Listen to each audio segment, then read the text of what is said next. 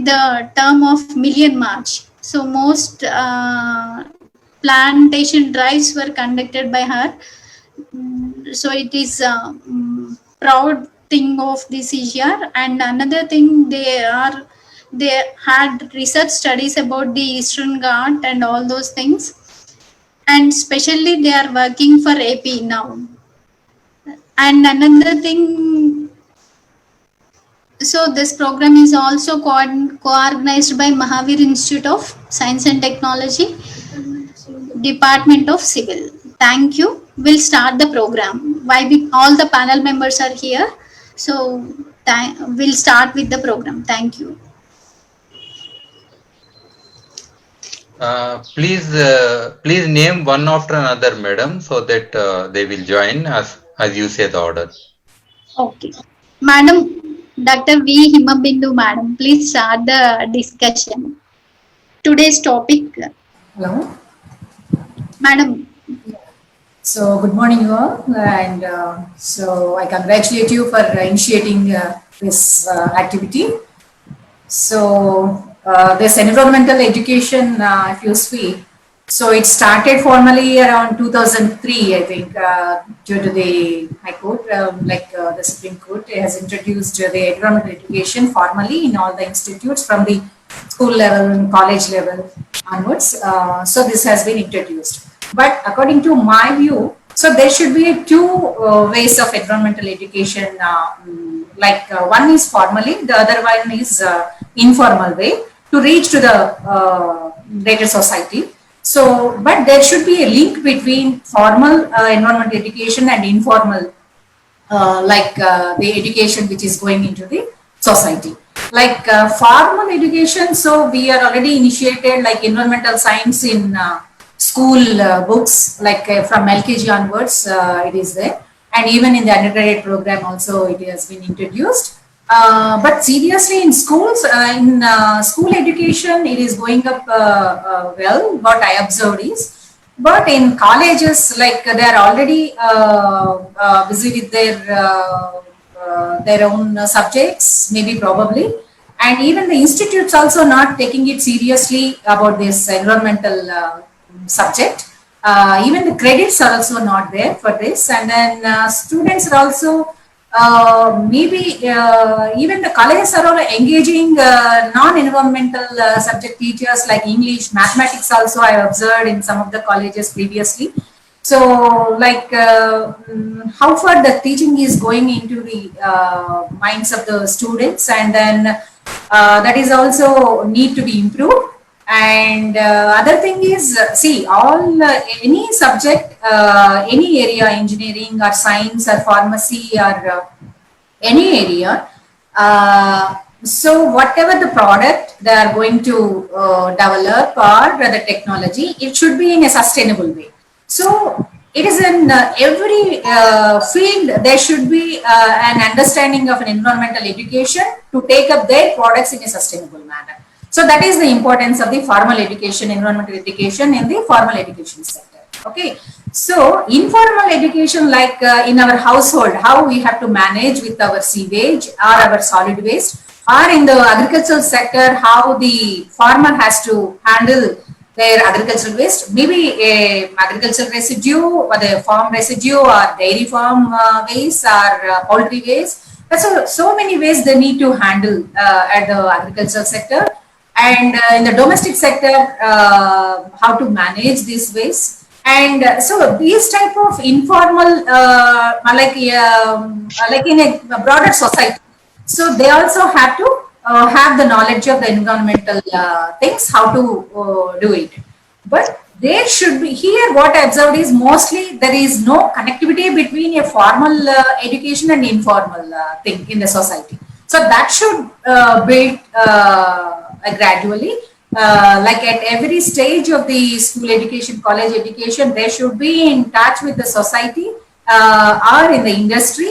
So like that, the knowledge has to transfer from the education sector, whatever the technologies are there, to the society, and then they are in turn they will learn what are the problems associating in the different sectors in the society, how to take up what needs to be developed, So this is the responsibility of the education departments. So finally, this has to be developed to integrate both the informal, the society, and the education institutes together.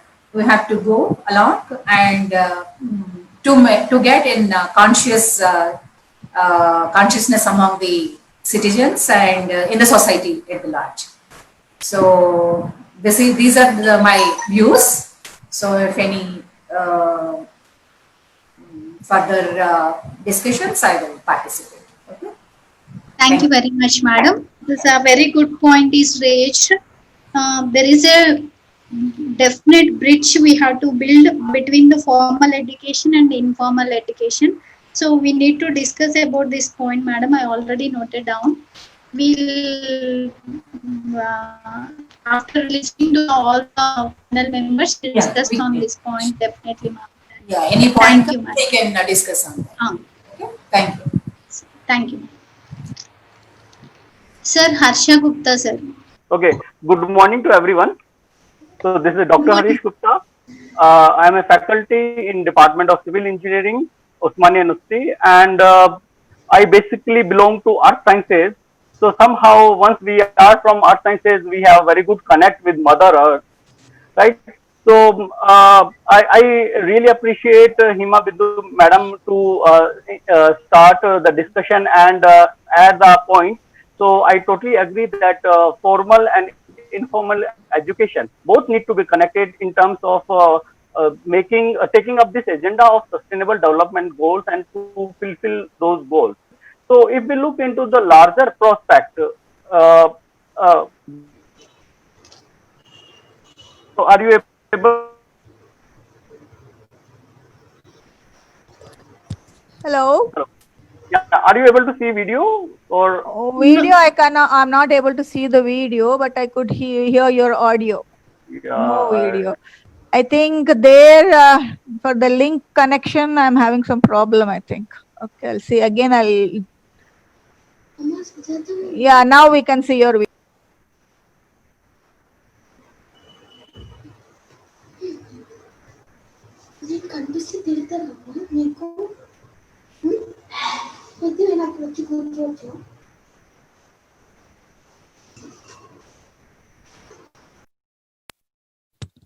We can't hear.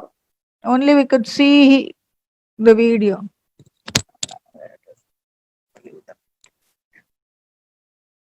let me hello, now can you hear? Yeah, please proceed. Yeah, now video is stopped. Sir, for you it is on only, just continue with audio.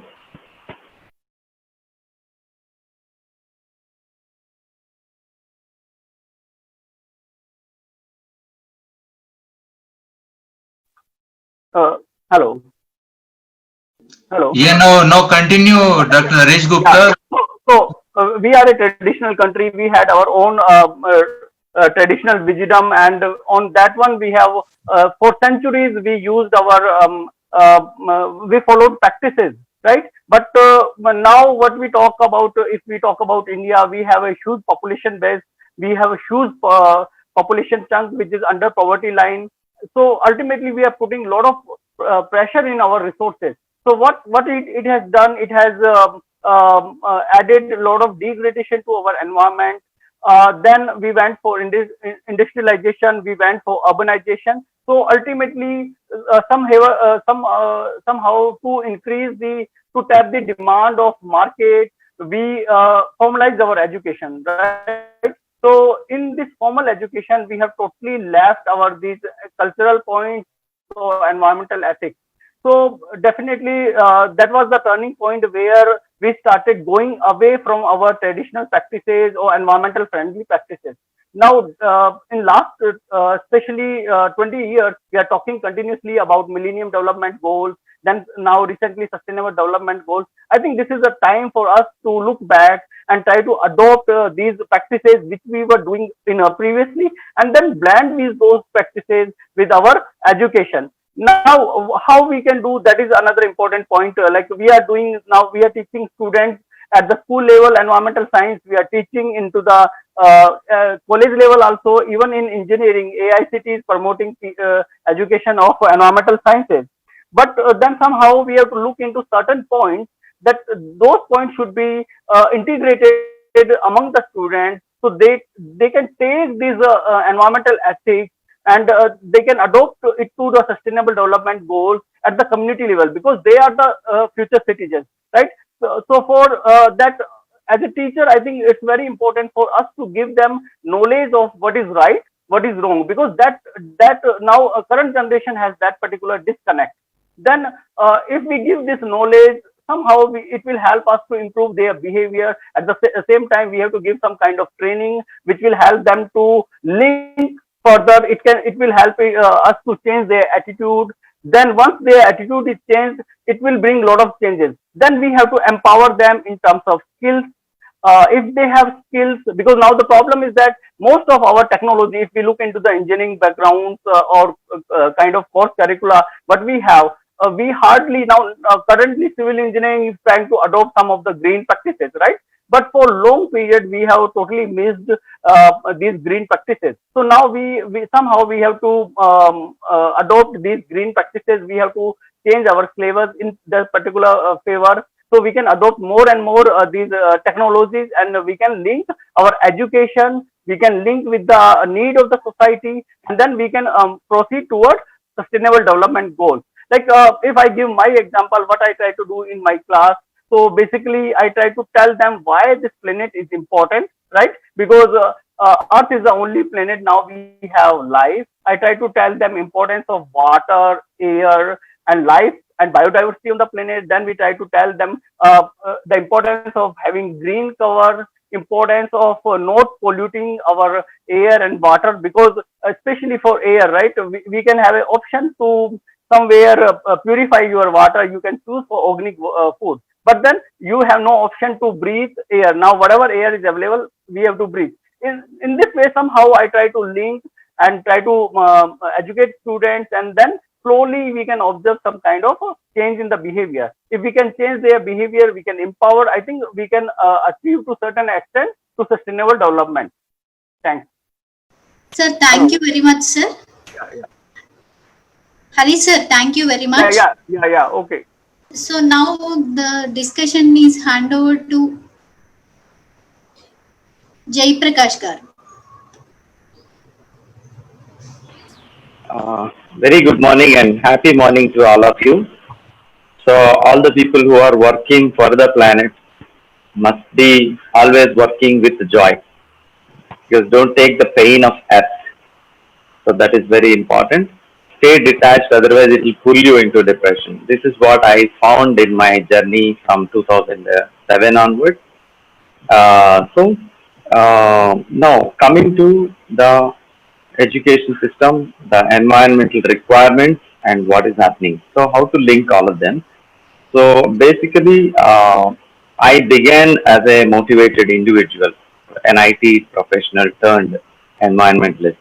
Then I made a song which is shared in the chat. It is a song of a child to dad, so that all those working dads, maybe in government positions, maybe in decision making positions, a dad is there in every role. So that is where my attempt went on to make the song.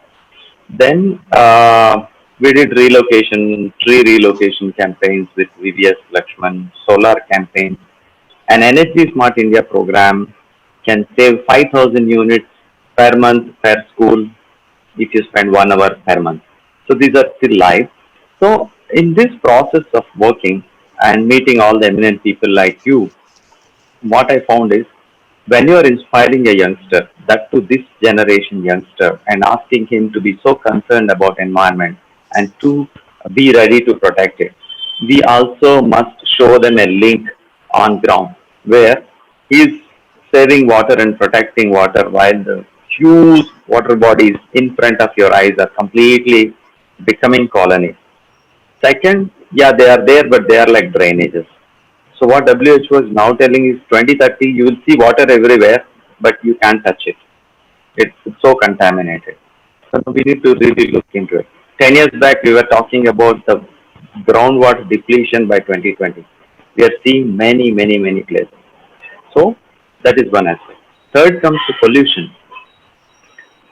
Couple of years ago, I think 5, 6 years ago, I was talking about it when China, Beijing city, there was a pollution flowing through the city and everybody were asked to shut down inside the doors.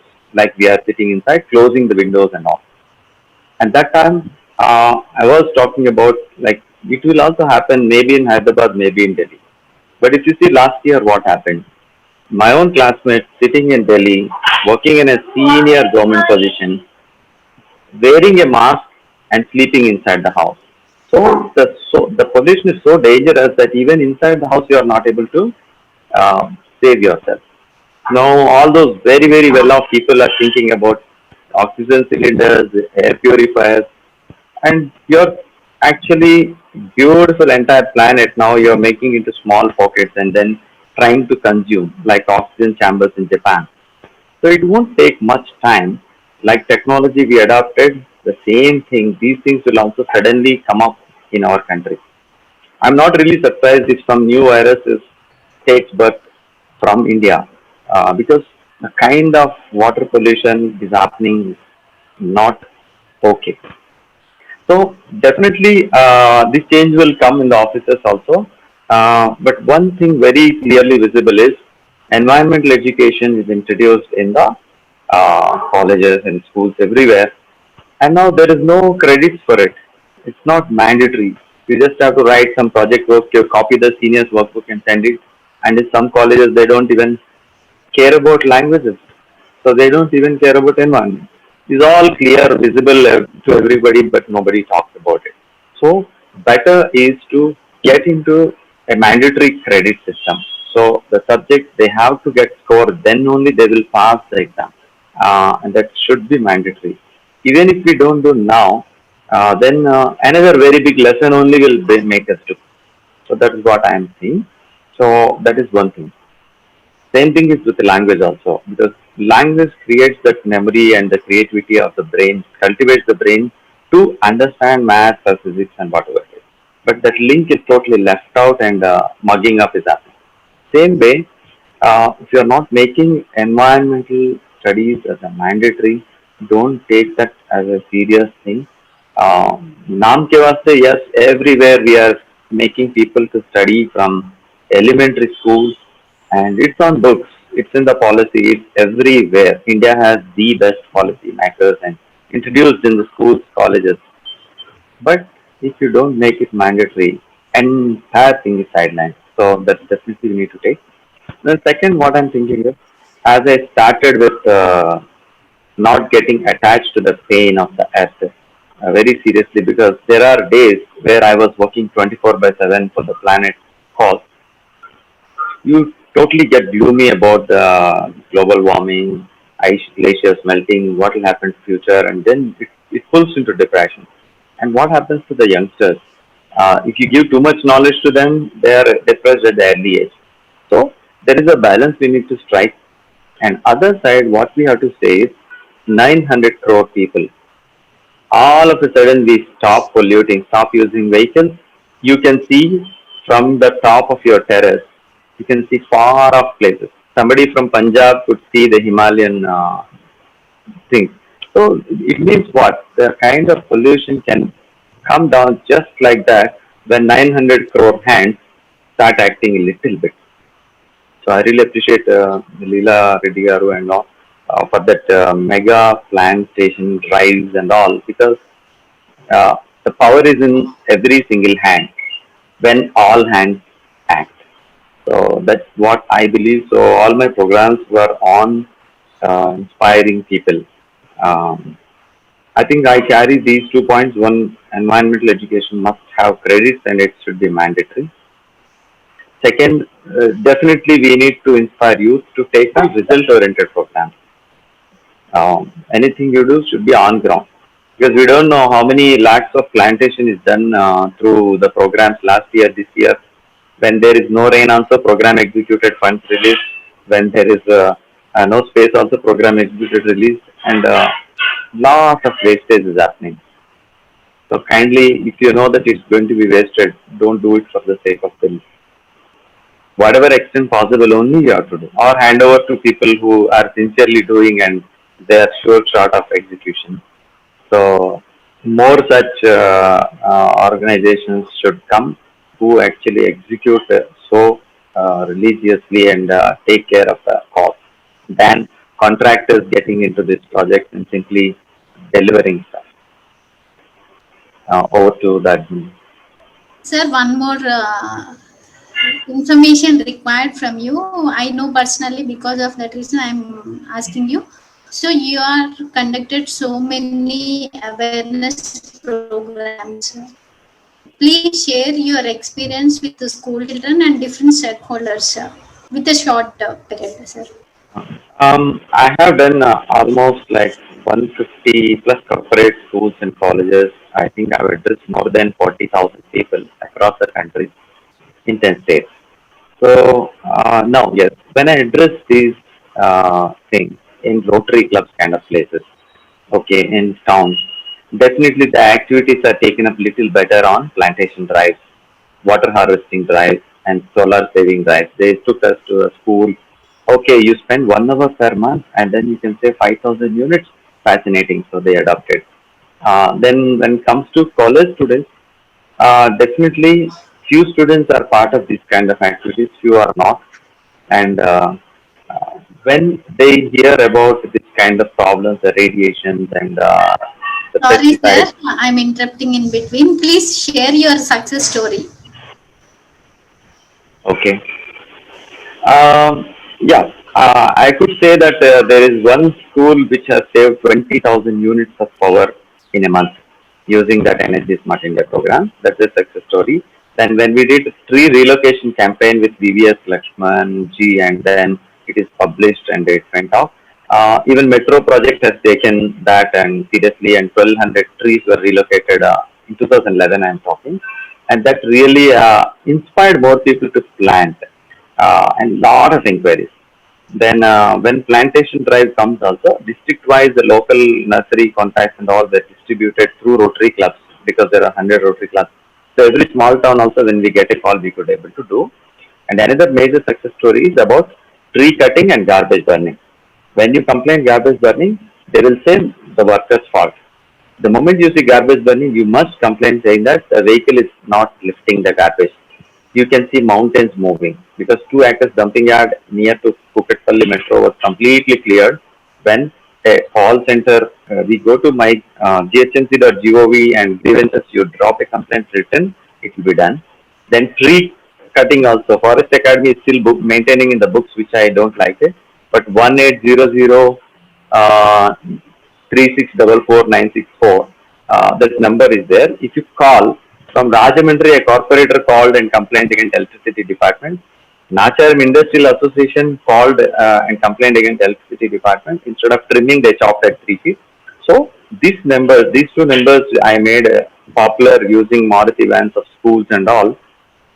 There is a major immediate action that happened, and many VIPs called me saying that in my colony they are burning garbage from 15 years. I don't know how to mess with those fellows, but you just gave me this number and I am happy now they are not at all burning.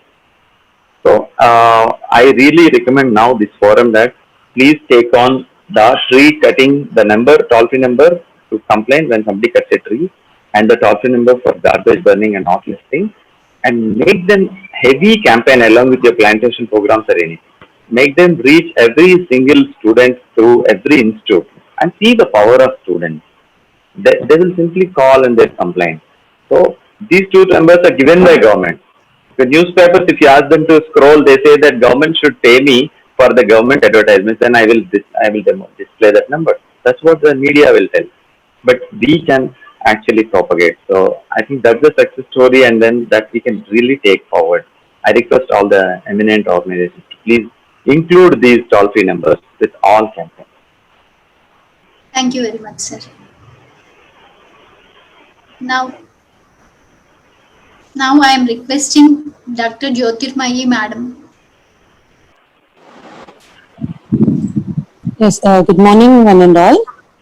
And first of all, I'm very happy to be with you all here. And coming to the environmental studies and education system, as I agree with Bindu ma'am and Jay Prakash sir, as Bindu ma'am said, though it was introduced in 2003, earlier when they introduced with the imposition of Supreme Court orders into the educational institutions, they were just a formal education there. They were not given any. Then it was in. I teach in a government degree college. That means like we are in degree colleges. So there, when it was introduced, there was no. There was not allotted marks for it. When there was no marks allotted for it, there was no like students were not much interested in that. And later on, like it happened. So now in the CBSE system, they have given 2 credits. And as the Bindu ma'am has said, when the subject has been allotted to the students, I think concerned lecturers should be taught there, where they're totally dedicated to the subject, so that the total insight will be given to the students. Because like some subjects are there where, as she said, most of the in most of the colleges, other than only other faculties who are dealing other subjects are allotted to take these subjects in the colleges. And the other thing is, my point is here, the other thing is, it is only like theoretically we are teaching them. My point is, let them have some practical work for them. Let them take to the practical work whatever it's happening around. The thing is like pollution and all, we teach only in the classroom. Once they are going out, they're not able to relate between what we are taught in the classroom, and they're unable to put up it practically outside. So when we are, what I feel is, when we are doing it practically, like either some giving some project work or some practicality we are showing them, taking them into the practical fields, I think this will be helping the students to actually relate what is happening on the paper and what is really they are they are not putting it practically. So my thought is, like, let them have practical insight first, not instead only teaching in the classroom. Let them have some practical insight into that so that they can implement it.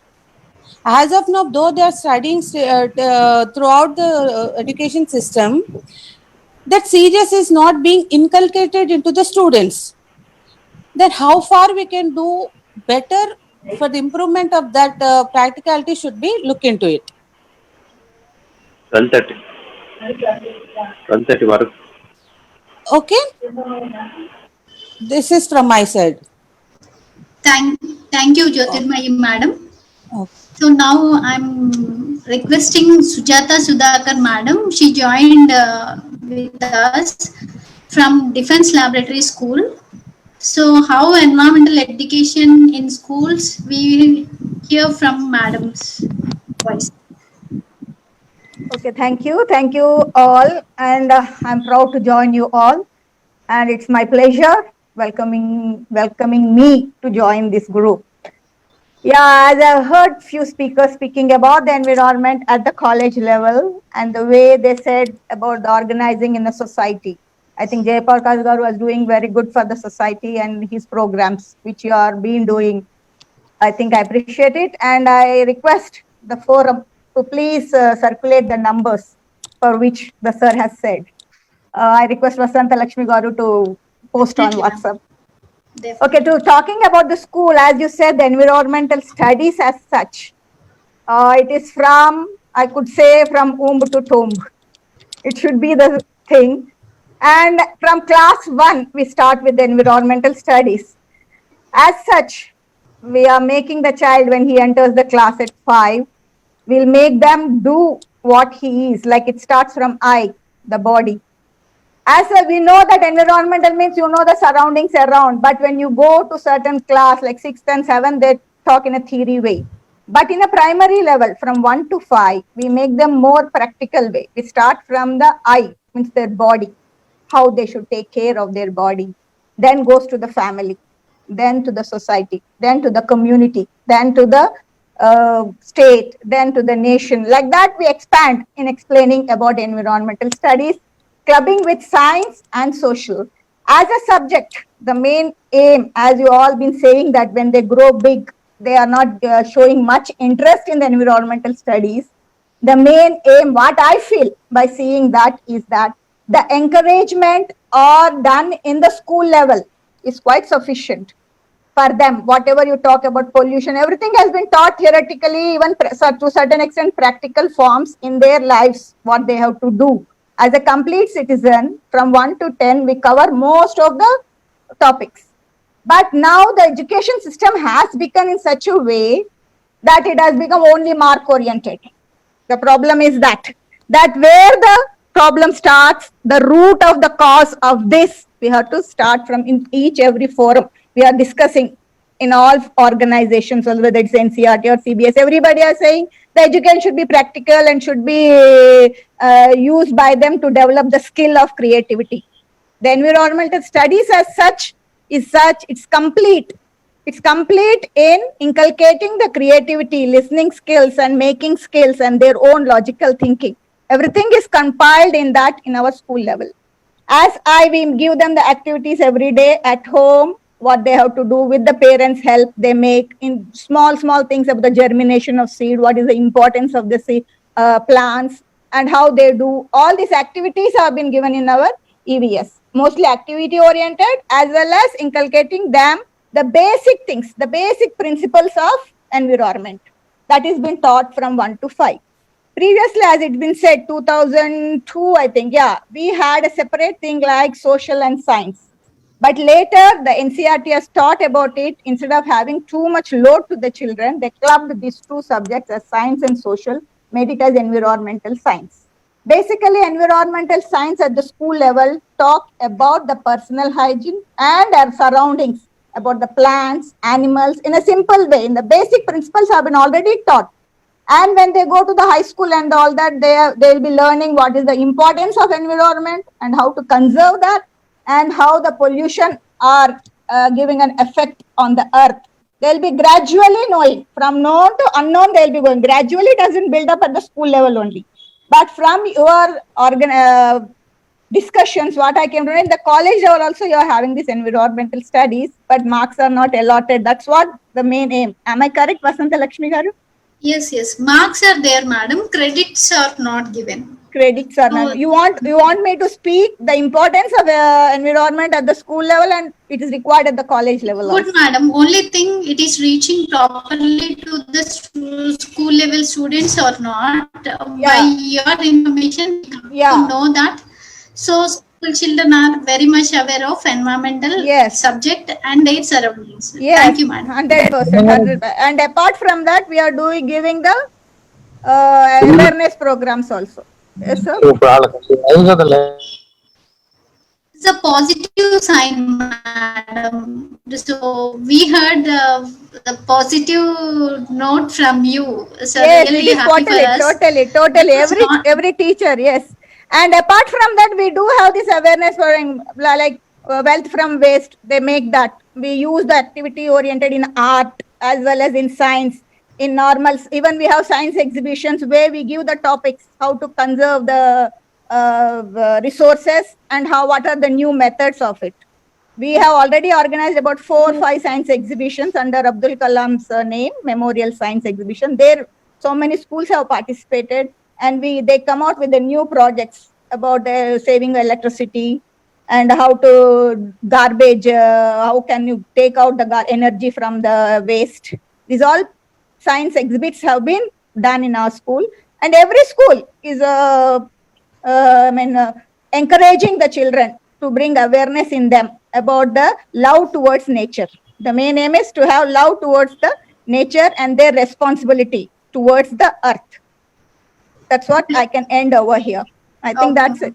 Okay, thank you. Thank you. That was a good sign. Actually, that thing we are expecting from college level students and technical level students. The major agenda for this is the same thing what you said in your school level students. That's what we are expecting from the college level students. Thank you very much, madam. Yes, thank you. Thank you for giving me the opportunity. It's hope for us. At least school children are good at knowledge and Yes. implementation. Yes, Thank yes. you. Thank you. Thank you, ma'am. Now I'm asking Srinidhi to express her views. Thank you, Vasangalakshmi madam. Good afternoon to one and all. Myself Srinidhi, working as an assistant professor in Forest College and Research Institute. First of all, I would like to thank the organizers for bringing up such an important topic. And to share my views, firstly, what I suggest is that I would share my experience. I think that will be helping to know many questions and even answers where environmental education can play a role. The first thing is that in school days, we know that from 8 to 10, they have included the subject of environmental science. But the thing is that the subject importance is taught by other teachers. Like, I'm not commenting on someone, but it is my personal view. Like, for example, a subject like science is taught by a science teacher. If it is a maths teacher, then it is taught maths teacher. Social studies is taught by a social teacher. But when it comes to teaching environmental science, why there is not been integrated by a MSc environmental, a postgraduate, or a graduate student in the field of environmental science? Then coming to BSc level. In BSc level, I had a subject of environmental science. If in case that time, if I would have known the importance of environment, how it could have shaped my future in different aspects, then definitely I would have seeked in a much further, wherein I could have saved the environment in much a big aspect. But the thing was, it was only meant for adding the marks into my total degree. So there was not much importance given at that time. And later, talking about MSc, in MSc, I studied in Usman University, where I have done my MSc Environmental Science. But the subject that I studied over there was just for the sake of an MSc degree or a postgraduate degree. Because at that time, I didn't have much of the field-oriented knowledge. So if theoretically we can teach n number of things, but when it comes to the field or a practical knowledge, that is what a student needs to have, because tomorrow the society needs much bigger aspect relating to the field and practical knowledge. If these things are not given to the students, there is no meaning that we will be able to do justice or save the environment. So I suggest that we should have more kind of a syllabus which is oriented in a kind wherein it includes more of field and even the practical knowledge. Because just quoting an example, we have the Jawaharlal Nagar dump yard, and then we have the GD Metla effluent treatment plant, but there have been no visits to this place. So if a person sees that place, then he'll understand that what is the need for me to save the environment, how best I can do my part in it. So if more of field and even practical knowledge is imparted at both degree level or at PG level, I think it will be having much more impact on saving the environment. And apart from that, if you take BTech, I have done my first job in CGR. So after I completed my MSc Environmental Science, then I went into an NGO, that is CGR, Council for Green Revolution. There being MSc Environmental Science, that is the time when I understood that, yes, there is a need for MSc Environmental Science. So if this notion or this importance is inculcated among the students right from the school degree, and even at the PG level, then obviously we will try to do much better in whatever field we are. Then talking about my next job was in VJIT, Vidya Jyoti Institute of Technology, wherein I taught them environmental studies, which is one of the subject in the second semester, which they have, in the second year. So there, the students come to the class only for the attendance sake. They do not come to learn something. And out of the bunch of few students, they have that enthusiasm among them. Ma'am, I'm very much interested in learning environmental science. I want to do something for the environment. But they are struggling with their own engineering subjects, which makes them tough to choose the environment as an important aspect. So there should be some kind of, what I can say, there also in the BTech level, if importance is given at that stage also, definitely the engineering students can have much bigger role to play in saving the environment. And apart from that, why did I share this experiences? The first thing is that after doing MSc Environmental Science also, the job opportunities is very less. So that is one of the reason why people do not prefer to go into that path. So let's suppose you say PCB, EPTRI, or any other institution which is doing different things in aspects of the environment. What exactly is the role of a postgraduate who has worked in environmental science? Are there specific jobs relating to that? Any student will pursue a degree only when there is some future perspective in that field. So education doesn't mean that everyone will have a notion to save the environment. If you ask a first standard student also, he will say that I want to protect the tree. He might not know what exactly he means by it, but still he has that notion in him. So it is very much important that we understand, and even make the students understand that what is the future of this subject. Not apart from job oriented, but even when they are the future of building a nation, they have to understand in a bigger way. So I think this is what I feel. And now where I'm working as an assistant professor, we also have here environmental studies and disaster management, which is a credit score. In engineering, there is not it is not a mandatory course, but here we have it as a credit score. So though being a credit score, it is only for one sem. What impact will it have when we have it only for one sem? Can we do justice for it? Can students learn more out of it? You will have 5 units and you have to just complete the syllabus. But are we doing justice to the subject which we are teaching is what the question has to be asked. So I think it needs to be reframed or reorganized. It's just my opinion. I'm not saying that it has to be done, but I feel that there should be some kind of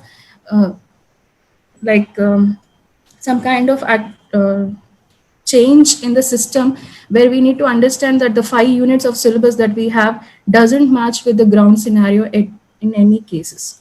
We are just teaching it for this name of teaching. So we need to change that aspect, and I hope that through this session or through this discussion, we can bring that change where really it is not only theoretical subject that we are teaching, but in a bigger picture, we are trying to save the environment. So thank you one and all, and thank you for giving me this opportunity. Thank you, Nidhi. Well, Vasanta Lakshmi, can I take 1 minute of time after the speaker has spoken? Like she has said, the environmental studies as such has been separately done. Instead of dealing it separate, so actually it is an integrated subject with all the subjects. You can't make it as a separate system, because whatever work they do, whether it is making a machine or anything, there the environment is required. It should be environmental friendly. That's what the new mechanical machines are also coming up. Even the save of energy. These are new inventions, according to engineering, also is integrated with the environment only.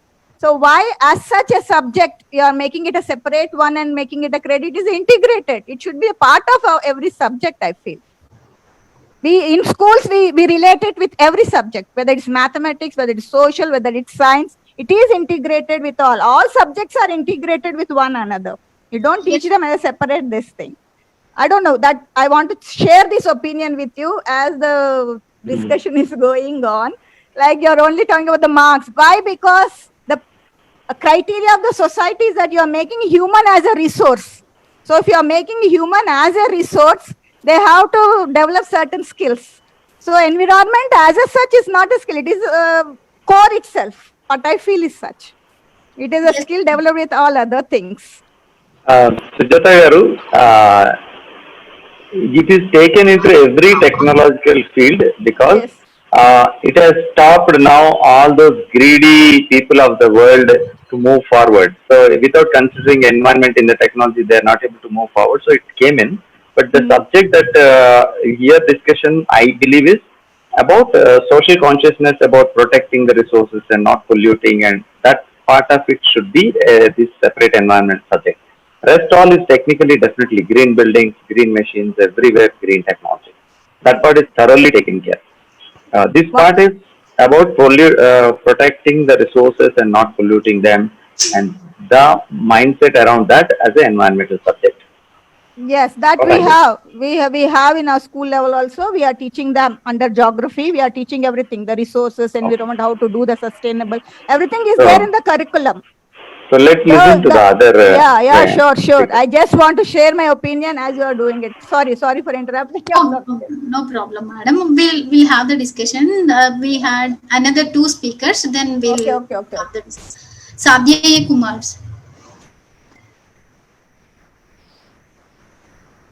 Sir. Hello, madam. Ah, Madam. sir. Okay. Am I audible, madam? Yes, sir. Okay. Good morning, you all, madam. I'm so happy that you have invited me for this discussion, and I've been listening, and so elegantly and intelligently the applications and the pros and cons of the introduction of the environmental science. I've been listening. I'm so happy. But let me start with the known shloka. All of you know this Sanskrit shloka. Dashakupa samavapi, dashavapi samohradaha, dashahrada samo putro, dashaputro samodrumaha. Earlier, the core concept of this shloka is the wells, 10 drinking water wells are equal to one agricultural well, and 10 agricultural wells are equal to one sun, and then 10 suns are equal to one tree. In the ancient Indian literature, everybody uses this shloka. For the 10 suns are equal to one tree. Earlier, Sar was in this, previously I was listening from him, that's protecting the resources and not to polluting the environment. So, the first point I would like to point out is in the school level itself, everybody should come to know that the significance and necessity of the environmental education. We should know why we should read the environment, why it is linked with the personal health and hygiene and the society health and hygiene as a social science, as a moral science. We are in the school level, it is just my personal opinion, it is not given that much importance. A moral science and the environmental science. In the environmental science, a student should come to know that the significance of necessity, why we should read the environmental science, the benefits, if they know the benefits, and the loss if they don't read the environment science, and if they don't understand, if he cannot connect himself to the environment, then what is the negative consequences he is going to face. For example, in the recent, in these, for the last 20-30 years, electronic gadgets have become a important parcel of the environment, our surrounding environment, electronic gadgets, including mobile phones. So this radiation, we are forcibly taking the mobiles from our children. But instead, if we make them aware that how danger it if he uses the radiation. This radiation is indirectly linked to the health, and this radiation is directly linked to the biodiversity, the surrounding atmosphere, plant atmosphere. This radiation is directly linked to the plants, animals, the birds and animals, and the nature. So if we can teach them, and if the student comes to know that the necessity of the environmental studies, then definitely everybody starts giving some importance, and they start feeling it's their own responsibility to read the environment, and he will come to know his own role in the surrounding environment. Then comes to the responsibility level. The government organizations and earlier SARS, the madam also told womb to tomb. So from the womb to tomb means at least from the child life, once he is growing into the adult, he should connect himself to the environment. Then as earlier speakers told that it is an integrated science, they'll come to know that we the teachers feel responsible to teach them, and the non-governmental organizations also doing a lot of work.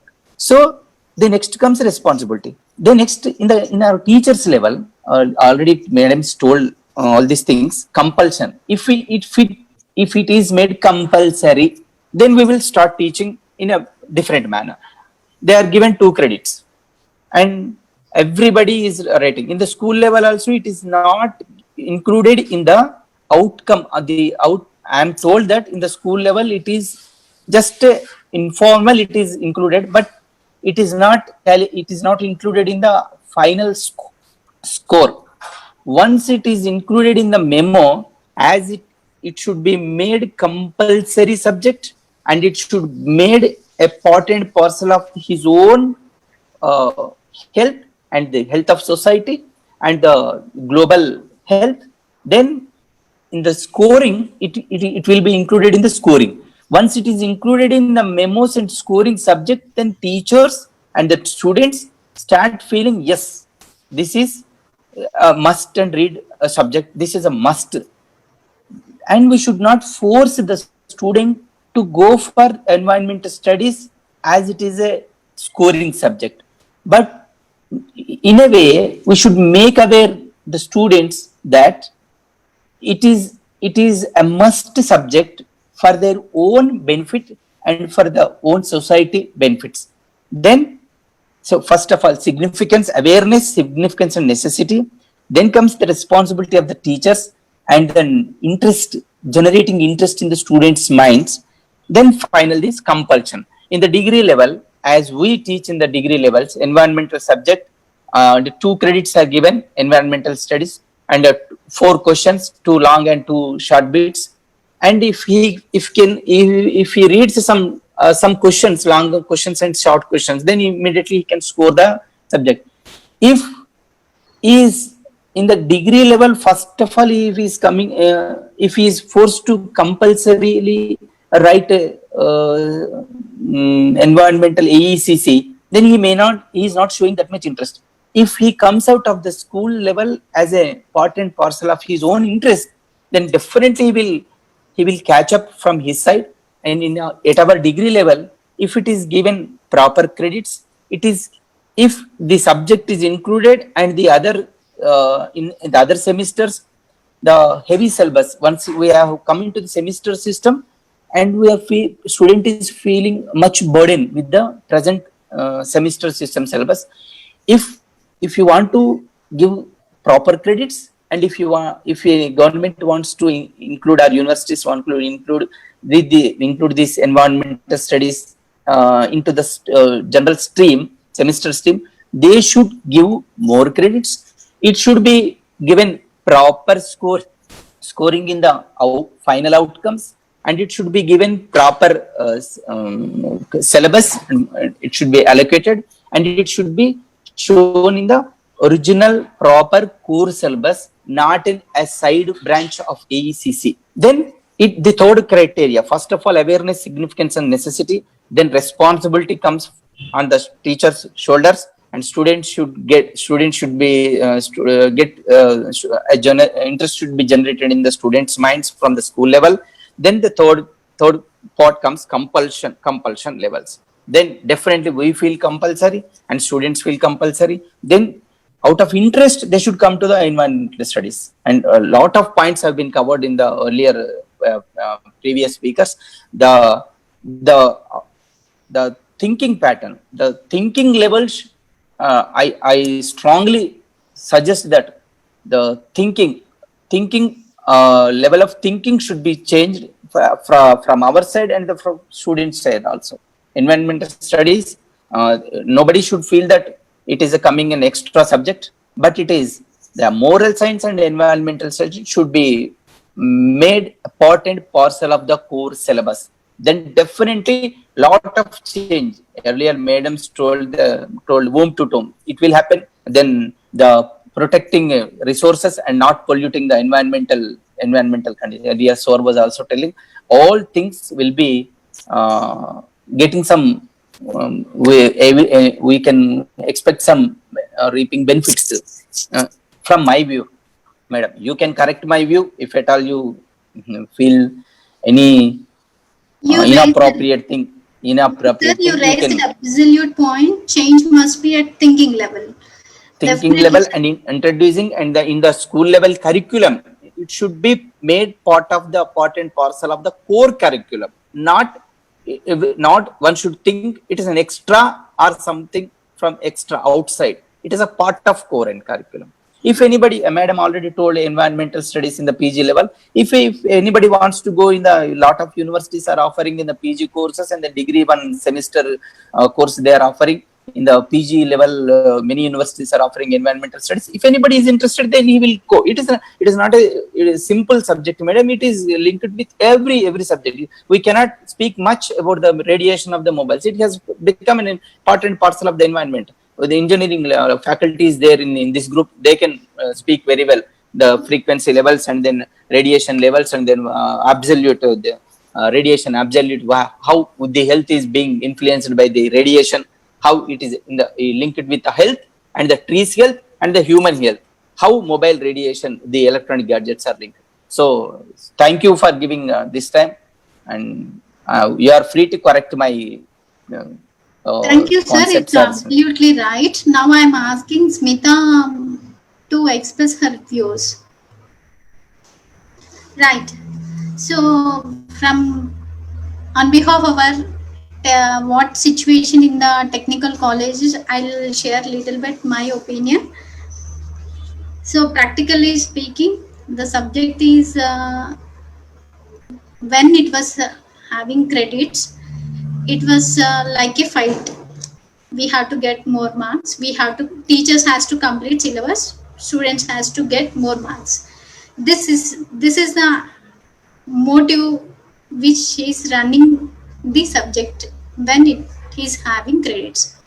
Once the credits were not there, then the thing is absolutely, second point is, so simply the same word which I heard from a lot of students is ES means light.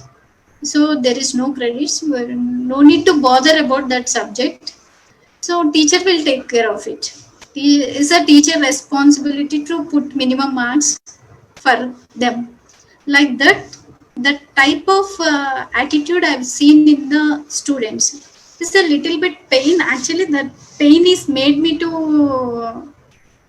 organize this meeting. Can we do something for it? So up to now, we had so many members talk. Most of the members, Himabindu madam suggested one good point, knowledge transfer. One of the thing we can include.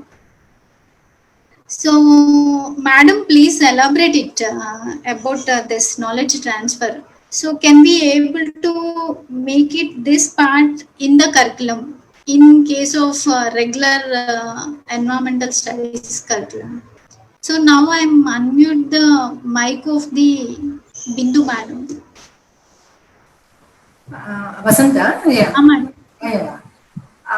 Like my knowledge transfer means there should be some integration into the already AICT is instructing the colleges to take up the surrounding, adapt some village or adapt some area or identify some of the problems. So some instructions are there from the AICT side for the engineering colleges, but many of the times, so some failures may be like I can say, I cannot blame the college authorities or the students, but in the system, it is we are not able to take up. Yes, definitely. Problems. We can't blame. Gaps are there at every level. By the time they reach the third year, sometimes they want to prepare for some GATE examinations and job work. They are worrying about their jobs, so they concentrate more on that. So they give less importance for the project work. And due to these constraints, the students are also not taking up. And teachers are also like, they cannot force that much the students to take up the lengthy projects. So that I observed among the BTech students. They have the one major project, but the time is limited and they need to undergo some theory subjects along with the project work. And PG students also, once they join, they're almost concentrate on their next job opportunity. So that is missing. Now the enthusiasm from the student side is also missing. To take up some societal problem and then to work on that. And once you work, you develop the technology or tailor-made that solution for that problem. So those things will happen. So there should be some connectivity. And one important thing is many of the industries, particularly from the industry sector, they want to maintain confidentiality. They don't want to reveal. So hardly any industry will allow the students to work on environmental problems, particularly. They're afraid of revealing their data. This is what we observed many of the times. So this is a big gap from the industry side, particularly. So even though we are willing to work on many of the problems, many of the times, that is the big constraint. So continuously the pollution is existing. So even the regulatory authorities or the universities, so there is a lot of work need to be done, but still industry focuses only on the product side, not on the environmental side. That has to be developed. And here from the university side, how to encourage the students to take it up. We have to show not only the job opportunity, some entrepreneurship type of orientation we need to develop. But very few will take up such type of entrepreneurship thing, and then. And can you suggest, madam, some of the entrepreneurship opportunities in environmental? See, there is we know how much population is existing, and every household is having a problem of solid waste, their sewage. So to handle that at the larger level, at the centralized level, it's very difficult. Now we are facing the Jawahar Nagar problem. See, we don't know where to dump our solid waste, and can we we need to give decentralized solutions. So how many people can work in that line? They take up the decentralized lives. So many apartments, so many colonies. So that business, once those technologies can be implemented in the decentralized manner, so that is a huge opportunity in that line. And waste to energy conversion, those lines. And the industrial sector is having huge number of environmental problems. Their air pollution problem, water pollution, solid waste. So many of the problems are still existing. And the main important thing is in the industry, each chemical process is a different thing, and we need to identify the streams of effluents. You can recover some of the chemicals. So those gaps are a big challenge, and a lot of work need to be done in that line. Like recovery of the chemicals and like a symbiosis type, like one industrial waste can be a resource for other industry raw material.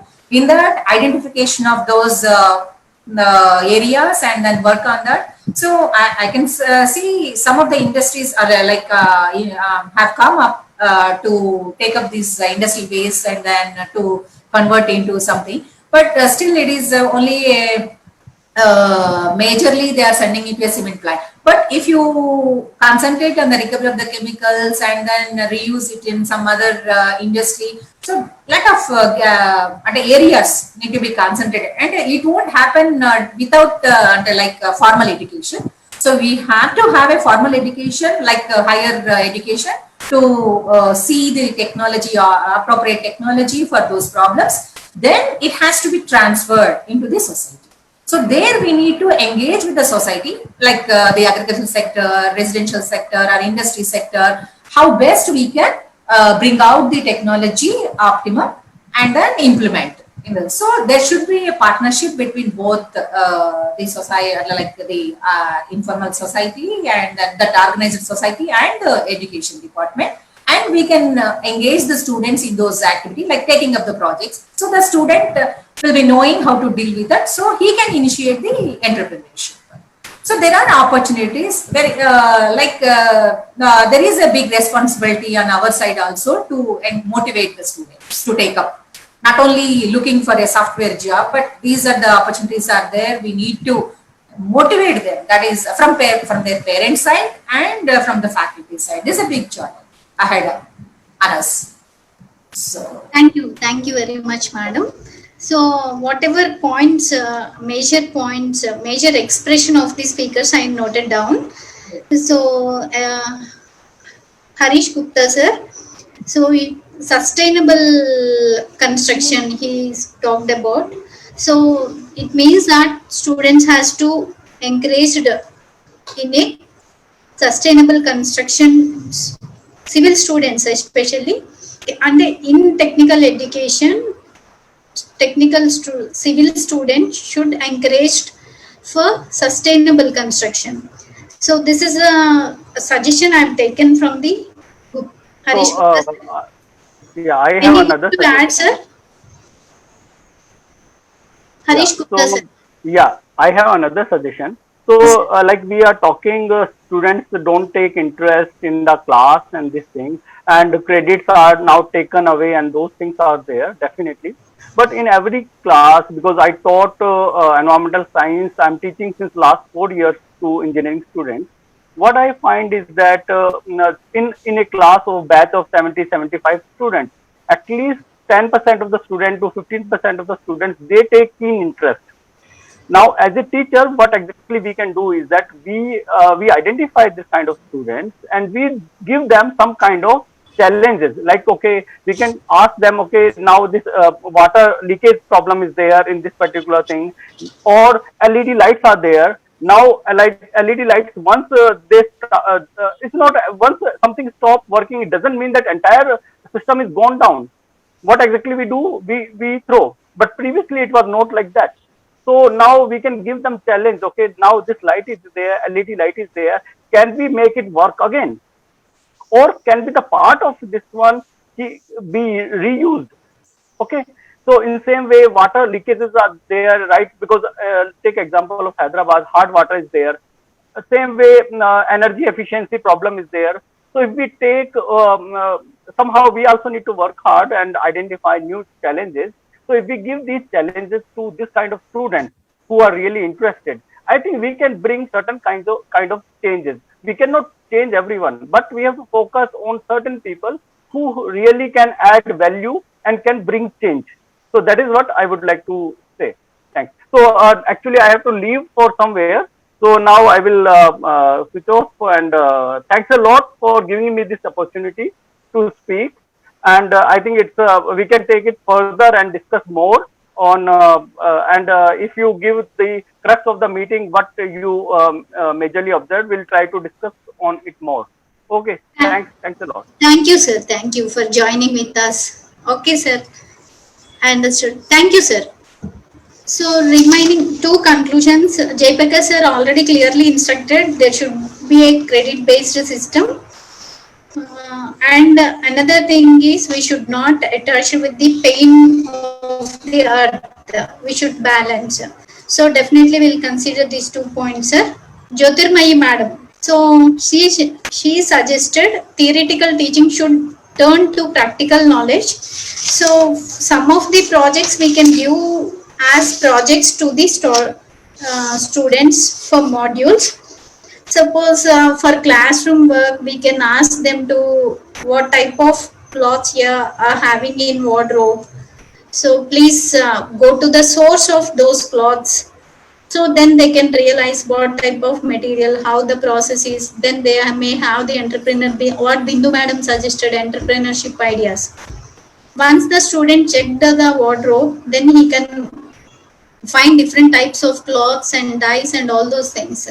Then when he go to the base or source of the material, it may be cotton or silk or some synthetic material. So while observing, going to this cause part, then they realized that what is the importance, how much process is taken to produce a one product, then all those things we can realize, right? So these type of projects, classroom modules we can create and we can give it certain, suppose for technical students, triple students. So already few speakers suggested that practical problem, maybe Srinidhi. So in that case, I asked, it's my practical experience. Triple E students, I've given the challenge. Every rainy season, twigs and branches were cut down from the tree. So I asked them to, as a triple E students, can you suggest any method or way without cutting the branches? Can we run the electricity without interruption in a rainy season? So at least even I suggested cash price for that minimum 10,000 rupees. Still I can't get. It is of 45 triple E students. 45 students are there in that class. So still there are, maybe as Bindu madam's view, there are some gaps we need to fill. So these type of projects we can encourage according to the Jyoti madam suggested, and Srinidhi also suggested practical based system and field oriented study. So we concentrate on these points definitely. Jyotirmayi madam and Srinidhi and Jaiprakash sir. Another sir suggested us thinking change should happen at thinking level. Definitely, sir, will also consider these points. Sujata madam suggested and given hope to us. School children are well versed with the subject and activities. So we hope the better future is in their hands and they are coming to us.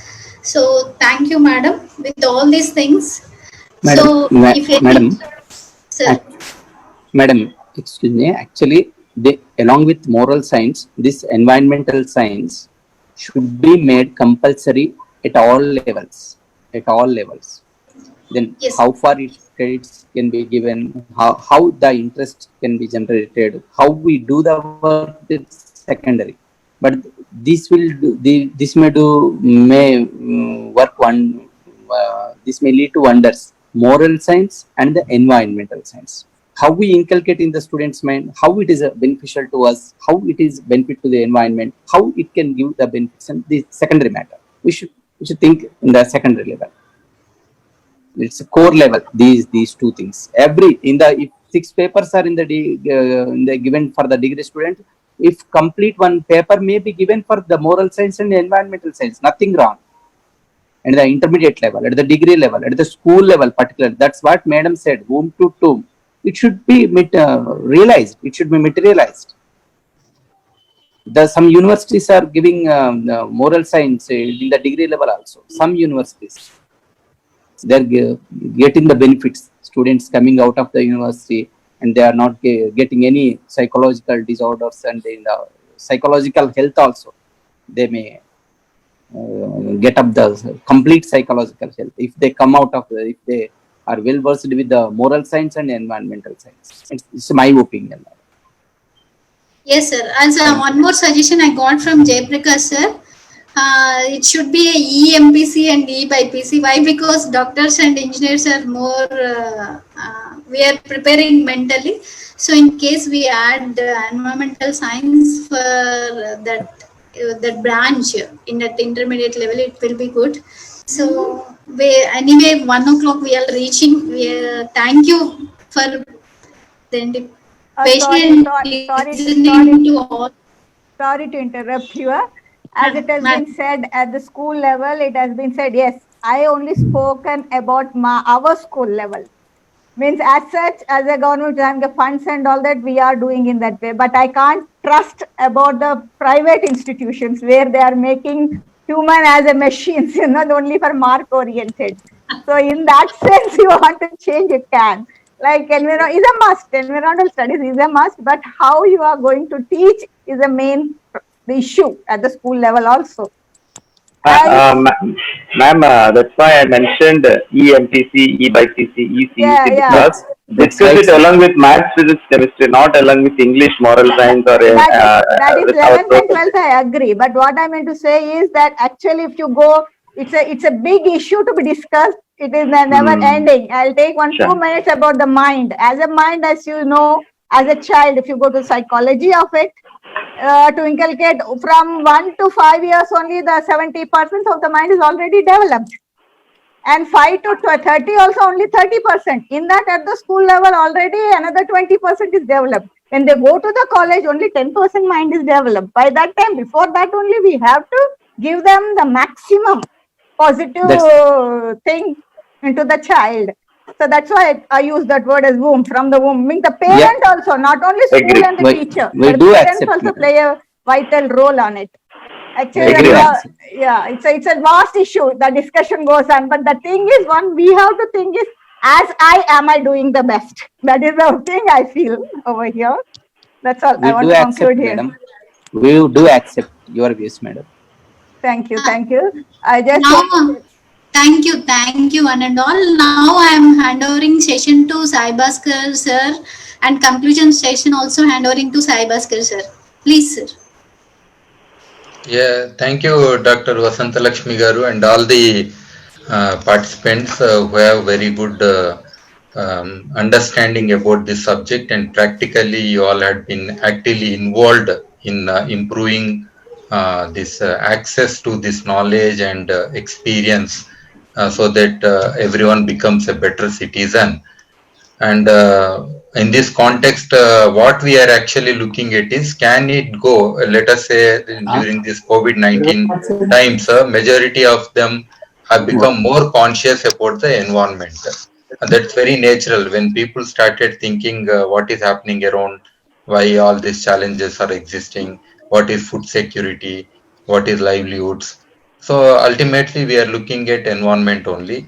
So in this context, I think whatever is happening at the level of, say, the Pollution Control Board level, or Minister of Environment and Forest, or even at the education level, as you all expressed with your own experience, that things are not really intensive, and they are not happening. See, if I give soil to a kid in a rural school also, can they tell what are the what kind of minerals are there, what is the quality of soil, what is the carbon content, what is the carbon sequestration? These are the small things, because every day they see the soil around them. Can they identify the quality of water? Can they know the weather, local weather, even by sensing it? If they can't sense their own environment, there is very less meaning to the environmental education that we are teaching. So in this kind of consciousness, some of the activities that from Council for Green Revolution that we have initiated, one is Balalaku Haritaharam, that is by involving children practically in plantation and also seed balls. Our Dr. Srinidhi, she has led this awareness program also. So now we have lakhs of seed balls developed by school children, because they're involved even to understand that one seed can make a plant and then a tree, and how it is important to the nature and environment. And apart from the, like, birthdays, whatever they have planted, celebrating a birthday. So there are various schemes and programs that we have intensely done with children. And apart from that, the question is, why an organization like us or somebody should involve in creating this kind of awareness and education? Why can't we make our mainstream as part of the regular curriculum? For that reason, this discussion is helping us a lot in understanding your own challenges as a faculty, as well as the children's interest and all that. Another program that we are planning is environmental research center in each school. Why not? We have school laboratories. Laboratories are not the closed environments. When the subject like environment comes, it is nothing but an open lab. Whatever they see, right from, as madam said, from home to tomb. Yes, every day you are part of environment. The day the child cries when they are out, that is because they know, they understand that there is a change in environment. That is the first cry of a child. The environment in mother's womb is different, outside is different. Yes, that sense the child had, but now, in spite of knowing how degraded our own environment, our resources, our climate, everything, we are not crying, we are not becoming sensitive, we are only adapting to these existing conditions. So as grown-ups, we are become more insensitive. So to make this every citizen, right from the education, more sensitive on this issue, what are the other things that we could do? So for that reason, even laboratories at school level, so that practically they can try to do some practicals, and as you all said, it is multidisciplinary. Yes, they could use all their knowledge together and then try to understand their environment better. Yes, but as an environmental course, initially it is required, like computer science. Now later on, we don't see computer science much. It gets integrated into every aspect that we do in our life, like that. But initially, we do require a specialized focus. All this started with Sri M.C. Mehta Garu as an eminent lawyer, Raman Magsaysay awardee, around in 1986, something like that. There was a Supreme Court case. Because of his particular case, the environmental education became mandatory. So there is and he is very much related to our organization, Council for Green Revolution, and he is one of our esteemed members in this organization. So this particular initiative also it had taken long back, but still we don't see that kind of intensity of things happening. So here I end, and you all have excellently spoken. Myself, now and then I teach environmental courses or classes to different types of people, right from children to anybody. So I have my own experiences also. So now here, not only me, we do have our founders, Srimati Leela Lakshma Reddy Garu and Sri K. Lakshma Reddy sir. Maybe they could add few words. Actually, it was his thought, Sri Lakshma Reddy Garu has said, why the government should not take up this as a challenge and try to improve the quality of environmental education. So that was one of the reason. And then I discussed with Dr. Vasanta Lakshmi, who is very passionate about environment. And of course, our Srinidhi and Dr. Harish Gupta. Of course, all your new entrants, first time we are speaking to you, but we understand your passion and this thing we would like to associate with you in the future also for this common agenda for us.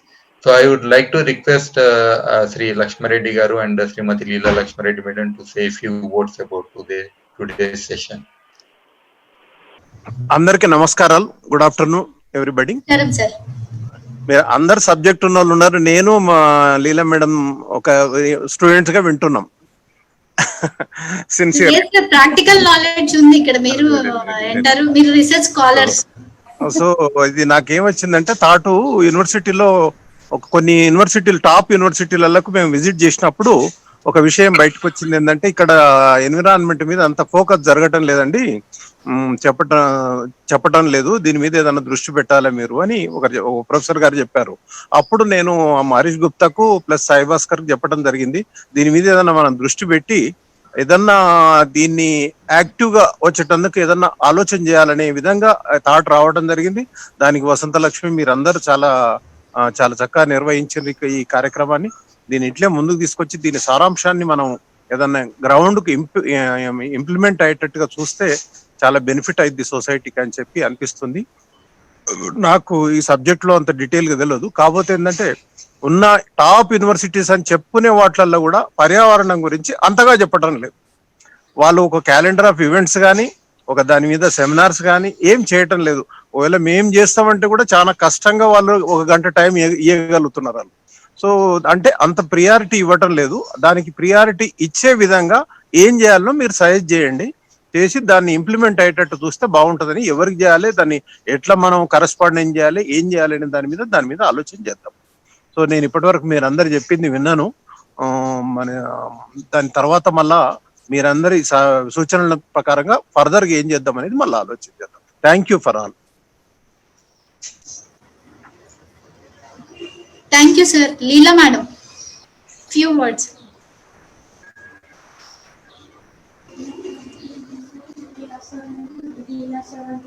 Voice వినిపించండి. Unmute చేయండి. చేశాను. అందరికీ నమస్కారం. First of all Vasantha Lakshmi, congratulations. చాలా బాగా మీరు programme conduct చేసిండ్రు. చాలా మంది అందరు మంచి అంటే ఒక నాలెడ్జ్ అండ్ ఎక్స్పీరియన్స్ ఉన్నటువంటి స్పీకర్స్ వచ్చారు ఈ రోజు. సార్ చెప్పినట్టు మేమిద్దరం ఈ రోజు స్టూడెంట్స్ లాగా వింటూ ఉన్నాం మీరందరు చెప్తూ ఉంటే. చాలా బాగుంది అంత సబ్జెక్ట్. బట్ ఇక్కడ అదే ఇప్పుడు అందరము ఫైనల్ గా ఎన్ని మాట్లాడుకున్నా కూడా మన ముందున్నటువంటి ఒక క్వశ్చన్ అదే, అంటే ఎన్విరాన్మెంట్ అనేది లీస్ట్ ప్రియారిటీ సబ్జెక్ట్ అయిపోయింది. ఈవెన్ ఎడ్యుకేషన్ లో కావచ్చు, గవర్నమెంట్ పరంగా కావచ్చు, సివిల్ సొసైటీలో కావచ్చు, ఏదైతే మనకు ఫస్ట్ ప్రియారిటీ ఉండాల్సిందో అది లీస్ట్ కి వెళ్ళిపోయింది. దానివల్ల ఈ రోజు మొత్తం ఎన్ని ప్రాబ్లమ్స్ ఫేస్ చేస్తున్నాం మనందరికి తెలుసు. మరి ఎడ్యుకేషన్ లో మనకి కరికులం లో ఉన్నప్పటికీ ఇందాక మేడం చెప్పారు, అంటే క్లాస్ లో హిమబిందు మేడం కాదు, సారీ నెక్స్ట్ మేడం చెప్పారు, క్లాస్ లో లెసన్ వింటారు, బయటకు వచ్చి వాళ్ళ పిల్లలు ఇంప్లిమెంటేషన్ లో అసలు 1% కూడా వాళ్ళు శ్రద్ధ చూపియరు. అది చాలా ప్రాక్టికల్ విషయం. మరి అది మనకి రావాలి ప్రతి ఒక్క స్టూడెంట్ లోపల. అది ప్రాక్టికల్ గా మనం నేర్చుకున్నటువంటి ఎన్విరాన్మెంట్ సైన్సెస్ మనము మన నిత్య జీవితంలో వాళ్ళు దాన్ని ఇంప్లిమెంట్ చేసే రకంగా ప్రయత్నం చేస్తే బాగుంటది. అది మనం పిల్లలలో ఎట్లా చేయగలుగుతాం అనేది చాలా ఇంపార్టెంట్. ఎందుకంటే ఈ రోజు పిల్లలే రేపు మనకి ఫ్యూచర్ లో ఆఫీసర్స్, లీడర్స్, పెద్ద పెద్ద రీసెర్చ్ స్కాలర్స్ అయ్యే అవకాశం ఉంది. కాబట్టి వాళ్ళు దాన్ని ఇంప్లిమెంటేషన్ చేసే విధంగా మన ఈ ఎన్విరాన్మెంట్ ఎడ్యుకేషన్ ఉండాలనేది నాకు అనిపించింది. నెక్స్ట్ ఏంటి అంటే అసలు దీని మీద స్టూడెంట్స్ కి ఏమాత్రం ఆసక్తి లేదు అనేది మన అందరి చర్చల ద్వారా అర్థమైంది. మరి వాళ్ళకి ఆసక్తి ఉండాలి అంటే ఇప్పుడు మన గ్లోబ్ అంతా కూడా ఎన్విరాన్మెంట్ రిలేటెడ్, అంటే ఎన్విరాన్మెంట్ ని కాపాడుకునే దానికి సంబంధించినటువంటి జాబ్స్ క్రియేట్ చేస్తే తప్ప మన గ్లోబ్ సర్వైవ్ కానటువంటి పరిస్థితి ఉంది. సో మన ప్రభుత్వాలు కావచ్చు, రీసెర్చ్ స్కాలర్స్ కావచ్చు, అందరూ ఎన్విరాన్మెంట్ రిలేటెడ్ జాబ్ ఆపర్చునిటీస్ కనుక క్రియేట్ చేయగలిగితే డెఫినెట్ గా ప్రతి ఒక్కరు చదువుకునేటప్పుడు వాళ్ళ లైఫ్ లో దేనికి జాబ్స్ ఉన్నాయి, దేంట్లో మనము లైఫ్ ఎడ్యుకేషన్ అయిపోయిన తర్వాత సెటిల్ కాగలుగుతాం అనే యాంగిల్లోనే ఆలోచిస్తారు. కాబట్టి జాబ్ ఆపర్చునిటీస్ మనకి ఎన్విరాన్మెంట్ రిలేటెడ్ వాటిలలో గనక ఎక్కువ ఉంటే తప్పనిసరిగా వాళ్ళు అందరూ ఆ సబ్జెక్ట్ పైన ఆసక్తి చూపిస్తారు. సో దట్ మనకి ఎన్విరాన్మెంట్ కూడా ప్రొటెక్ట్ కాబడుతుంది అనేది నా పర్సనల్ ఒపీనియన్. మరి అందరు కూడా వారి వారి ఒపీనియన్ చాలా బాగా షేర్ చేశారు. థ్యాంక్ యూ నాకు ఈ అవకాశం ఇచ్చినందుకు. Thank you. Smitha madam, 1-2 minutes మీ హలో స్మిత. హలో మేడం, అది అప్పుడు టెక్నికల్ ఇష్యూ వల్ల I was unable to come to the meeting. No problem, you can share now. Yeah, actually Vasanta, like all the panel members, like I work in engineering college. So what I observe is like the students who come to the college, they are mainly career oriented. Like when we see their lifestyle, for them their studies, their career and playing on gadgets is the most important thing in their life. Like for them, when the situation is, when there is a very threat to the existence, మనము environmental studies చెప్తే వాళ్ళకి sensitivity లేదు. So there is a need to create sensible society. So what I think is అంటే BTech కాలేజ్లలో వాళ్ళ కరికులంలో what I feel is, మనకి last year induction program అనేసి పెట్టారు ఒక 10-15 daysది. So what I feel is, అది 10-15 daysలో మనం పిల్లలకి బయట ఎక్స్పోజర్ ఇవ్వడం అంత అంటే వీలు కాదు. So what I feel is it should be for certain period of time, like 3 to 4 months. వాళ్ళు బీటెక్ లో రాగానే 3 to 4 months లైక్ వాళ్ళకి ప్రాజెక్ట్ లాగా, like they should be exposed to their respective fields. Like ఇప్పుడు CSC students ఉన్నారు, civil students ఉన్నారు, mechanical students ఉన్నారు, వాళ్ళకి రెస్పెక్టివ్ ఫీల్డ్స్ లో ఇండస్ట్రీ లెవెల్లో ఎక్స్పోజర్ ఇవ్వాలి. ఎలా అంటే ఇప్పుడు సిఎస్సి స్టూడెంట్స్ ఉన్నారనుకోండి, వాళ్ళకి కంప్యూటర్ సైన్స్ లో జాబ్ ఆపర్చునిటీస్ ఉంటాయి అని వస్తారు వాళ్ళు. ఓకే, సో ఈ గ్యాడ్జెట్స్ ప్రొడక్షన్ ఎలా అవుతుంది, రా మెటీరియల్స్ కి ఎంత ఇన్వెస్ట్ అవుతుంది, ప్రొడక్షన్ ఎలా అవుతుంది, what kind of waste is produced. So actually ఇప్పుడు మనకి ఈ waste is a big problem, right? So ఆ పిల్లలకి గ్యాడ్జెట్స్ వాడి మనం సాఫ్ట్వేర్ ఇంజనీర్స్ అవ్వడం అనేది తెలుసు, కానీ దీనివల్ల వచ్చే ఈ వేస్ట్ ని we are not addressing, right? So what I feel is their education is half the way. ఎందుకంటే వాళ్ళ గ్యాడ్జెట్ వాడుతున్నారు, వాళ్ళ కెరియర్లో సక్సెస్ అవుతున్నారు, కానీ వాట్ అబౌట్ ద ఈ waste? So this exposure the college people they have to give. Like civil engineering కానీ mechanical engineering వాళ్ళని కానీ వాళ్ళ ఫీల్డ్స్లో ఎక్స్పోజర్ ఇచ్చి వాళ్ళ వర్క్ వల్ల ఎన్విరాన్మెంట్లో ఏమవుతుంది they should no it practically. అంటే స్టూడెంట్స్ని ప్రాక్టికల్గా ఫీల్డ్లోకి తీసుకెళ్ళాలి, ఈ వేస్ట్ ఉన్న చోటుకి తీసుకెళ్ళి చూపించాలి this is what is happening, so what is the solution for it. So పిల్లలకి ఆ క్రియేటివ్ థింకింగ్, ఆ సెన్సిబుల్ నేచర్ రావాలి అంటే వాళ్ళని ఫీల్డ్లోకి ఖచ్చితంగా తీసుకెళ్ళాలి. Unless until we take them into the field, they won't see what's happening in around, right? పుస్తకాలలో ఎన్విరాన్మెంటల్ స్టడీస్ ఎంత చెప్పినా కానీ right they should know the statistics. Like రా మెటీరియల్స్ వాడుతున్నాం, ప్రొడక్షన్ అవుతుంది, యూసేజ్ అవుతుంది, but what about the waste? దాని కొరకు కొంచెం టైం స్పెండ్ చేసి వాళ్ళని ఫార్మింగ్ కైండ్ ఆఫ్ యాక్టివిటీస్ లో కూడా దించాలి. Why? Because unless until they know the touch of Mother Earth, they don't feel anything around, I can say. వాళ్ళకి నేచర్లో ఉండే the breeze, the air sensibility ఉండదు, సాయిల్ సెన్సిబిలిటీ ఉండదు, వాళ్ళు మెకానికల్ ఇంజన్స్ లాగా తయారవుతున్నారు. So what I feel is they should have some exposure to farming. ఫార్మింగ్లో farmer ఏం చేస్తున్నారో తెలిస్తే they'll be sensitive when they eat the food, they will know the importance of it, right? So practically vallaki they engineering college lo BTech first year lo, so can you suggest how to increase sensitivity, right? You are saying that they have to get the sensitivity. One, you suggested CSE students has to get them to the solid waste, computer solid waste దగ్గరికి తీసుకెళ్తే వాళ్ళ job end అయిపోయిన తర్వాత, అంటే వాళ్ళు use చేసిన వాళ్ళ job కి పనికొచ్చిన ఇన్స్ట్రుమెంట్ లైఫ్ ఎండ్ ఏంటి అని మనం చూపిస్తున్నట్లయింది. So like that can you suggest some more? అయితే ఎనీ ఫీల్డ్ లో ఎనీ వేస్ట్ మన యాక్టివిటీస్ వల్ల produced, right? For example civil engineers ఉన్నారు, వాళ్ళకి they should know whatever. For example మనకి హైదరాబాద్ లో sewage waste water treatment units ఎన్ని ఉన్నాయి? హార్డ్లీ 2-3 ఉన్నాయి. So they should know what's happening in the society. ఇంత పెద్ద సిటీలో ఎంత సీవేజ్ ప్రొడ్యూస్ అయింది, దాని ట్రీట్మెంట్ యూనిట్స్ ఎన్ని ఉన్నాయి? So we need a lot of wastewater treatment units, right? Are we addressing that? We are not addressing, right? So atlane industrial waste kuda bayitiki vastundi. So what they are doing actually, what is needed? Okay, Smita, so please precise it, endukante we are taking lot of time of the speakers. 12:30 I suggested, so it's already 1:12. So whatever you want to say, please precise and say it.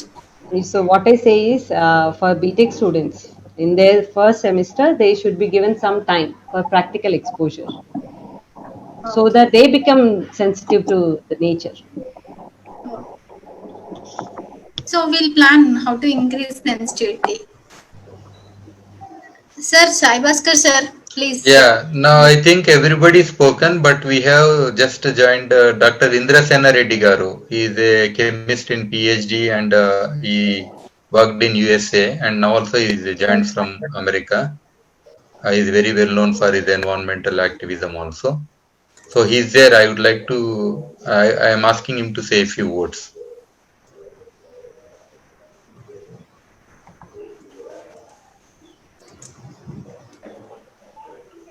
Yeah, hello everybody.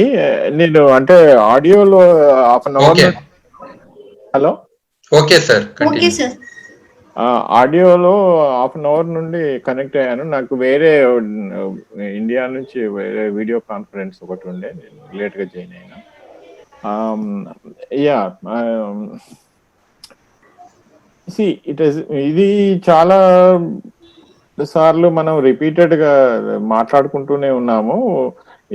ఇప్పుడు recent గా మీరు latest గా madam చెప్పినట్టుగా schools దానికి సంబంధించి already school నుండే ఉంది, 8th నుండే మన సిలబస్ లో ఎన్విరాన్మెంటల్ ఇష్యూస్ ఉన్నవి.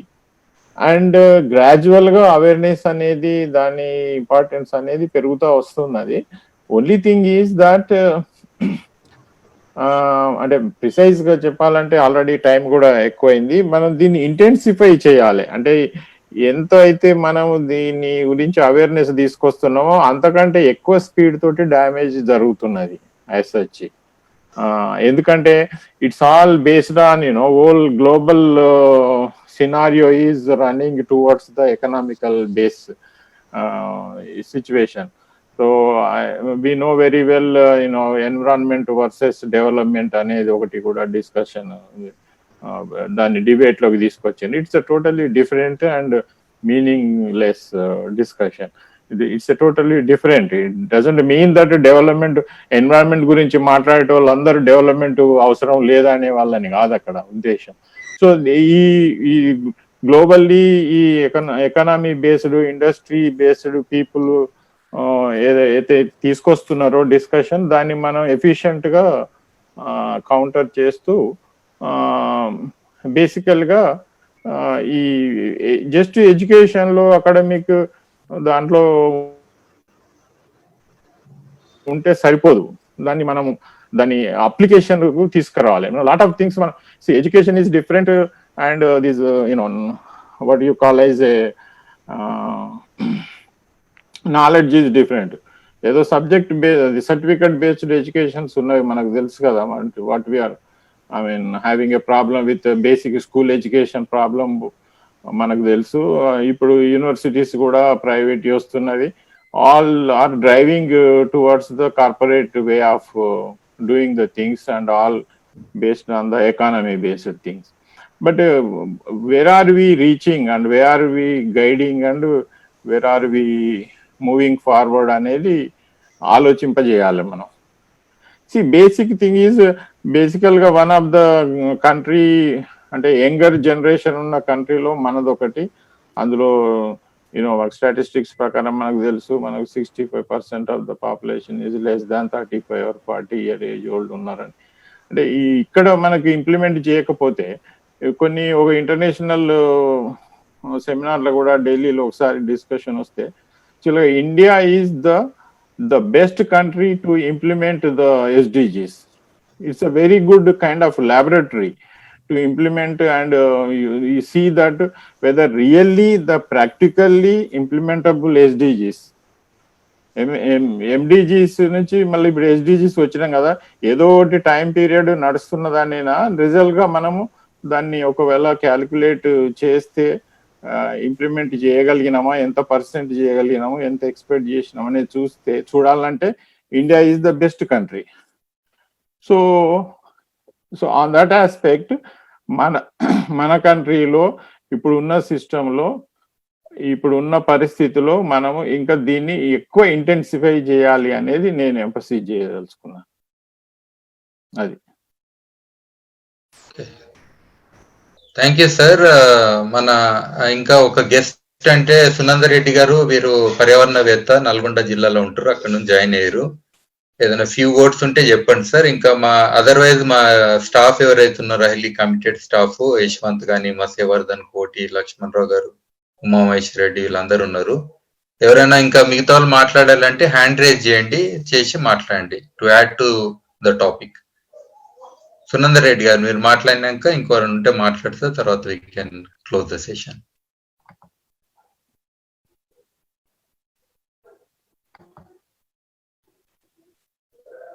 మీది అన్మ్యూట్ కాలేదు సునందర్ రెడ్డి గారు, మాట్లాడండి. సార్ నేను ఈ మీటింగ్ పై నేను ఏమైనా నేర్చుకోవాలని వచ్చాను సార్. యాక్చువల్ గా నేను చెప్పడానికి కాదు, నేను మీ నుండి ఏమైనా వచ్చాను. Thank you for. Thank you sir, thank you, thank you. So any మన స్టాఫ్ మిగతా ఎవరైనా సిజిఎస్ స్టాఫ్ ఉంటారు, హ్యాండ్ రేజ్ చేయండి, then you can speak accordingly.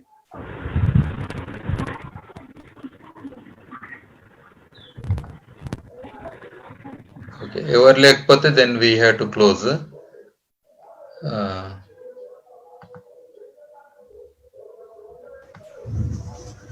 Okay okay, Vasantha Lakshmi గారు, you can close by thanking each and everyone that they have participated today. Okay. So thank you CGR for giving this opportunity, Leela madam and Lakshma Reddy sir, and joining with us. And thank you Himabindu madam. I know so your busy schedule, still you are given time for us. So thank you for accepting our invitation and staying throughout the session and giving valuable suggestions. Thank you, madam. And Harish Gupta sir, because of some other meeting, he left. So I'm thanking on behalf of CGR and Mahavir Gupta sir also. So Jayprakash sir.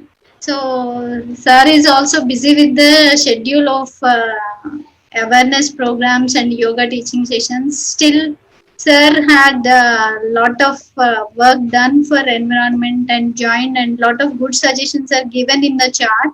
Everybody saw that practical suggestions. Thank you, Jayprakash sir, joining with us. And Jyoti madam, thank you for your suggestion. Definitely will look after that. So theoretical knowledge should be shifted to practical. Definitely will take into consideration. We'll try to implement in some points. And Sabhi Kumar sir, I don't know much about sir, but so I'm very much impressed about your first words by saying Padyamu.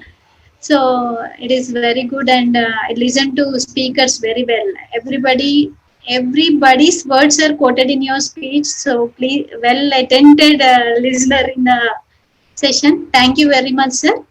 And Indra Senreddy sir, thank you, sir, joining. Maybe it is a late night for you. Thank you for joining with us, sir.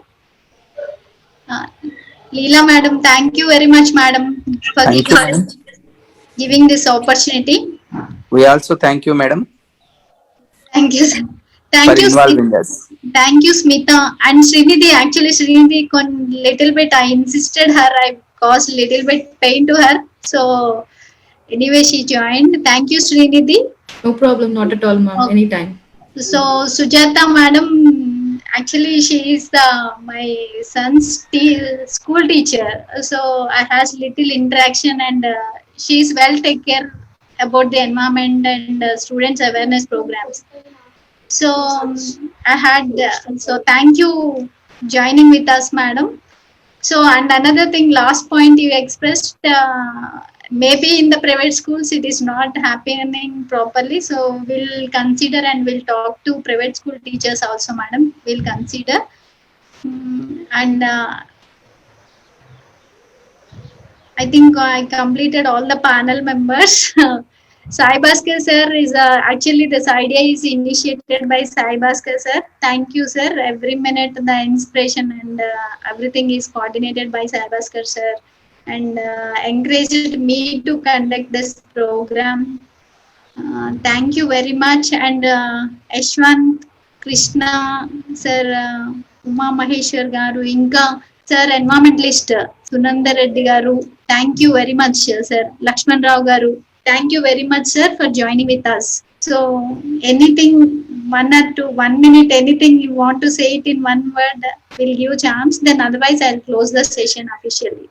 Thank you very much, one and all. Thank you all very much, and Dr. Vasant Lakshmi garu and Sai Bhaskar garu, great efforts, and we are happy for you. Thank you all. Thank you. Thank you, Andy. Thank you. We'll meet Thank you. again.